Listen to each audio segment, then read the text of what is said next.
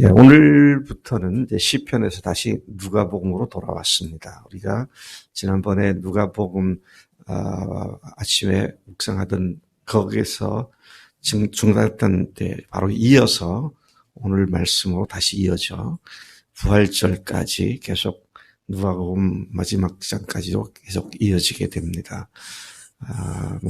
편집하던 매일 성경 읽는 순서를 편집하던 사람들이 아마 누가복음에서 나타난 부활하신 예수님을 묵상하는 것으로 이번 부활절을 맞이하도록 그게 디자인을 한 것으로 보여집니다. 오늘 우리가 읽은 본문에는 두 종류의 하나님 나라가 언급되고 있습니다. 첫째는 20절, 21절에서 하나님의 나라가 너희들이 기대하는 것과는 전혀 다른 형태의 나라다. 이것을 말씀하시고 그래서 하나님의 나라는 너희 안에 있다. 그런 말씀을 하십니다. 또 뒤에도 비슷한 얘기가 나오지만 제자들에게 너희들의 인자의 날 하루를 보고자 하지만 못 볼 것이다. 자, 이런 내용들은 하나님 나라가 예수님의 왕권을 쟁취하여 경제적, 정치적 메시아로 등극해서 이스라엘의 왕이 될 것이라는 당시의 사람들의 기대가 잘못된 것이다. 그게 아니다. 이것을 분명하게 선언하고 있는 말씀이고요. 22절부터 마지막 절까지는 주님의 재림으로 완성되어질 주님의 나라를 이야기하고 있습니다. 첫 번째는 예수님이 오신 그 사실 자체가 너희들 속에 이미 하나님 나라에 임했다라고 말씀하시고, 두 번째는 실제로 예수님께서 다시 재림하실 때 우리를 인도하시게 될 그 하나님 나라에 대한 이야기를 하고 있습니다. 이것을 두 가지를 믹스업 섞어가지고 혼돈하지 말아야 본문을 제대로 이해할 수 있습니다. 20절, 21절에서 그런 게 하나님 나라가 아니다. 너희들 속에 이미 있다.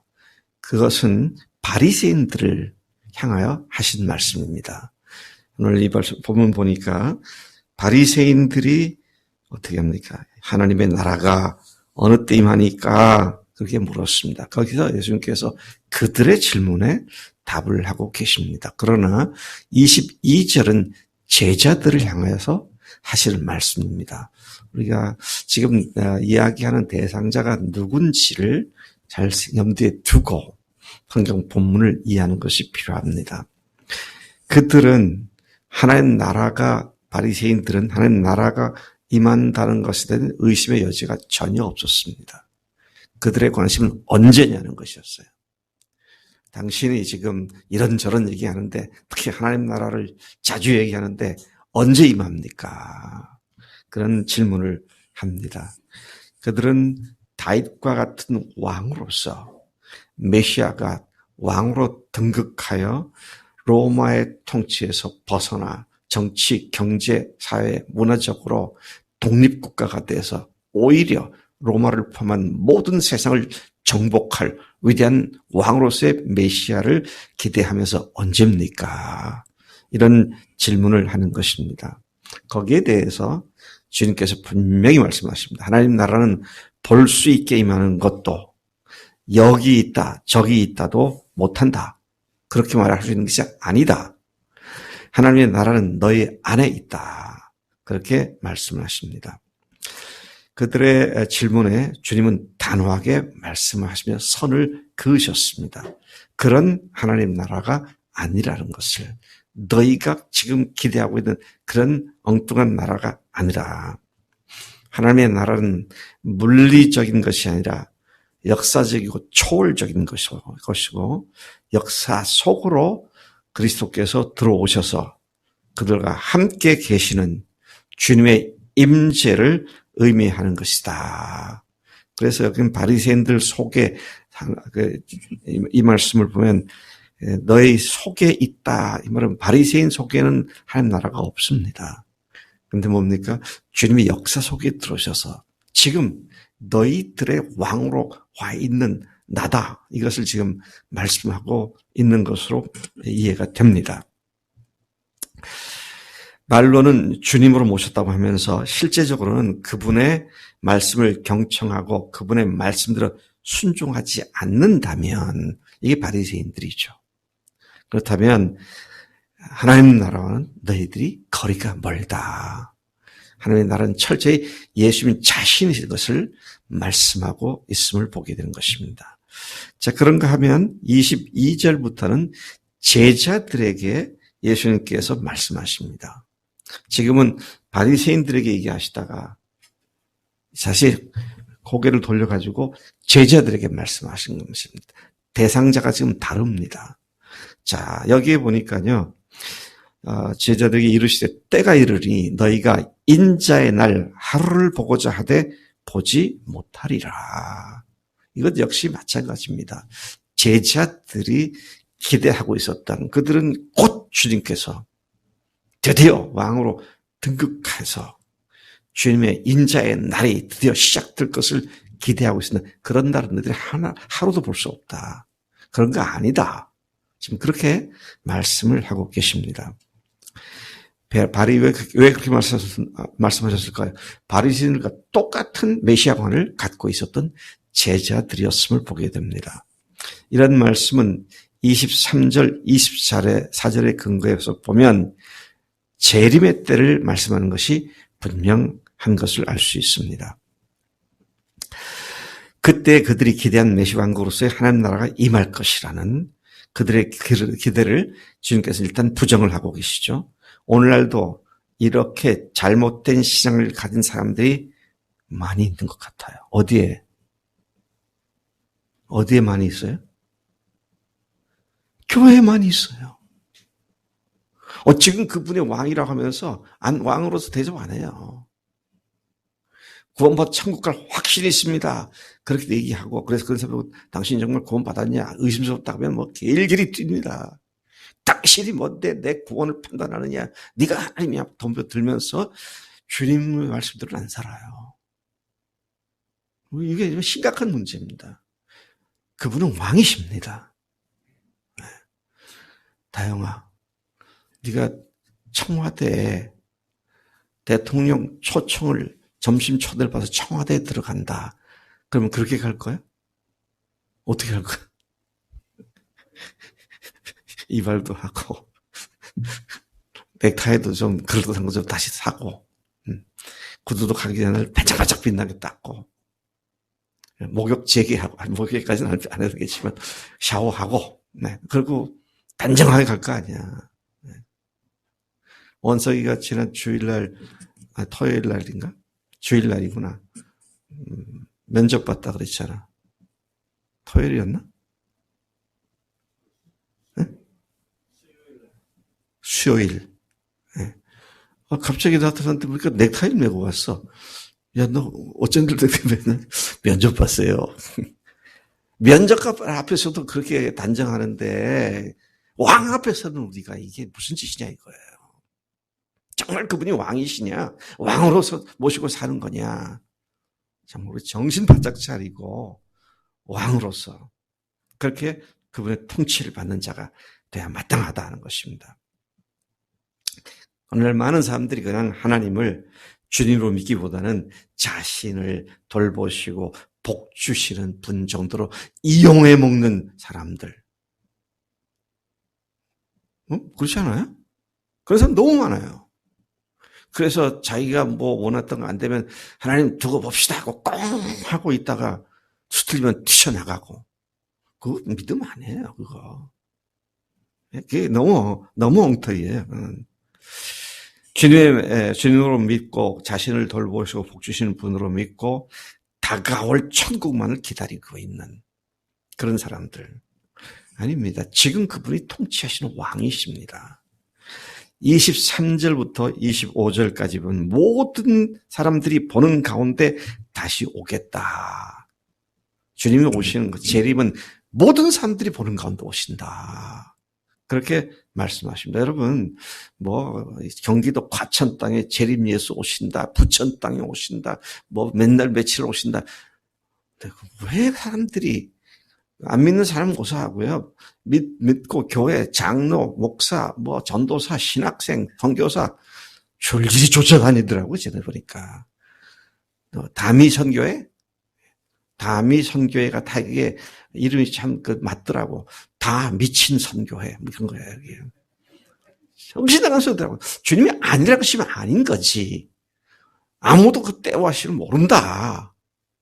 또 내가 오는 것은 오늘 말씀에 동에서 번쩍하면 번개가 치면 서쪽이 동시에 쫙 비치는 것처럼 그렇게 온다.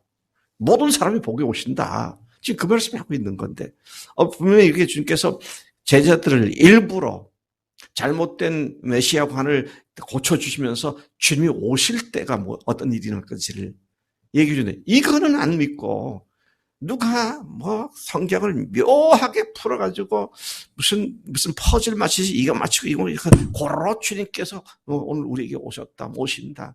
이거는 또 초등학교 1학년짜리가 무슨 계시 받았다고. 야, 말씀은 안 믿어도 초등학교 1학년짜리는 믿더라고요, 또. 이게 한국 기독교인들의 신앙의 뿌리가 도대체 뭔지를 모르겠어요. 근데 그 원인이 뭐냐, 그럴 때.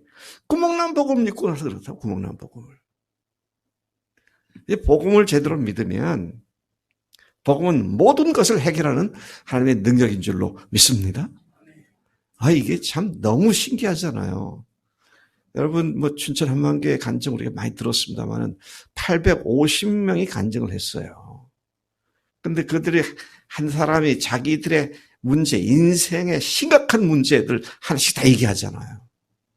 그러면 그 간증 속에 인생의 몇 가지 문제가 나오는 거예요. 850가지 문제가 딱 하나로 해결되잖아요. 그게 뭡니까? 부활 복음 하나예요, 복음 하나. 복음이면 다 됩니다. 네? 복음이면 충분해요. 근데 뭘 자꾸 받아야 되겠다고. 이미 받았는데. 모든 것을 가진 자가 되었고 성령님을 오신 자가 되었는데 이게 기본 아닙니까? 이게 근본 아니에요? 근데 그거는 어디다 팔아먹거나 까먹고 배가 많이 고프면 그런 것도 까먹는 거 보면 그건 다 어디다 팔아먹고 그냥 희한한 거, 좀 짜릿한 거, 신비한 거 이런 것만 쫓아다닌다 이거예요. 저는 이런 생각하면 막 열불이 납니다. 어떻게 이렇게 한국의 복음이 이따위가 돼버렸는가. 너무 속상할 때가 많이 있습니다. 자, 그런데 주님께서 분명하게 말씀을 하십니다. 뭐라고 말씀하십니까? 천국이 여기 있다 저기 있다 해도 속지 말고 그들을 따르지 말 것은 그러면서 번개 이야기를 하시잖아요. 여러분 번개 치는 날 밤에 보면은 그렇죠? 온 천지가 다 반짝할 때 다 보이잖아요. 주님은 그렇게 오신다. 그렇게 말씀을 하십니다. 그런데 그 전에 인자가 먼저 많은 고난을 받아야 할 것이다. 주님께서 며칠 후에 당하게 되실 십자가 죽음과 부활까지를 포함한 남아있는 지상 사역을 말씀하고 계시는 것이죠. 26절부터 30절은 재림의 때에 대한 말씀을 하십니다. 언제 그런 일이 일어나느냐. 재림의 때입니다. 주님께서는 재림이 갑자기 임할 것을 두 시대 사건을 거론해서 말씀하세요. 하나는 노아 때를 말하고요. 또 하나는 롯의 때를 말하는 것입니다. 노아가 홍수로 온 지면이 휩쓸어 심판을 당할 때 그때 어떤 상황이었느냐. 롯이 그의 아내와 가족들과 함께 소돔과 고모라를 떠날 때 그때는 어떠했느냐. 그 두 시대 상황을 말씀하시면서 마지막 때에도 재림의 때에도 그와 같을 것이다. 그렇게 말씀하십니다. 30절에 인자가 나타난 날에도 이러하리라. 주님이 다시 재림하실 날에 이렇게 할 거다. 그런데 핵심은 뭡니까? 핵심은 일상적인 삶을 그대로 살고 있다. 아무 일이 없을 것 같아서 그렇게 사는, 먹고 마시고 집 사고 자기가 하는 것에 대해서 그냥 여상하게 열심히 살고 있는 그때 오신다. 첫째는 그런 말씀이고요. 두 번째는 먹고 마시고 장가 시집가고 타락한 시대상을 얘기하기도 합니다. 요즘 우리나라 사람들 얼마나 먹는 문제에 신경을 씁니까? 네. 그냥 두 사람 이상 모여서 점심 먹을 때 가면 무엇을 먹을까? 그죠? 네. 같은 문맥은 아니지만 주면 무엇을 입을까, 무엇을 마실까 염려하지 말라. 그런데 오늘은 이게 더 좋은 거 찾느라고 뭘 먹을까? 그러잖아요. 먹고 마시고 시집 장가가고 성적 도덕적 타락을 얘기하고 있고요. 자, 그런 때가 마지막 때다. 마지막 때 그런 것으로 특징 지어질 것이다.